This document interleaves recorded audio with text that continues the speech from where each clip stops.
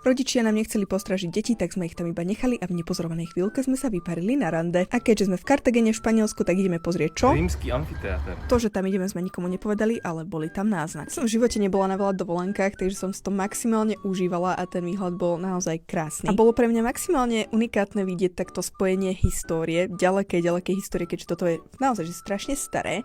A zároveň súčasnosti a ľudí v dnešnom settingu. Páčilo sa mi, že toto bol taký aktívny výlet, bolo treba celkom chodiť a aj sme sa snažili odfotiť, ale nešlo to. A keď ste sa postupne dopracovali k tomu najvyššiemu bodu, tak ste sa dostali na takúto výhliadku a ten výhľad bol naozaj pre mňa čarokrásny. Zároveň tam bola urobená ešte taká maličká výstava, takže sme si pozreli nejaké umelecké diela a niečo málo sa naučili z histórie. A keďže sme naozaj počítali každú hodinu a nemali sme toho času veľa pre seba, tak sme sa ešte rozhodli, že sa rýchlo dotankujeme v takejto reštike. Dohovoriť sa tam po anglicky bol celkom problém ako na viacerých miestach v Španielsku mimochodom, ale dala som si takúto kroketku a to je myslím si ham kroketa, bola fakt dobrá a samozrejme nesmal chýbať steak, naše najobľúbenejšie jedlo, ktoré si väčšinou zvykneme dopriať, hoci kam ideme. Dala by som mu seriózne 10 z 10 a potom sme sa už museli vrátiť naspäť za deťmi do reality, ale aspoň sa mi podarilo splniť si kruhy.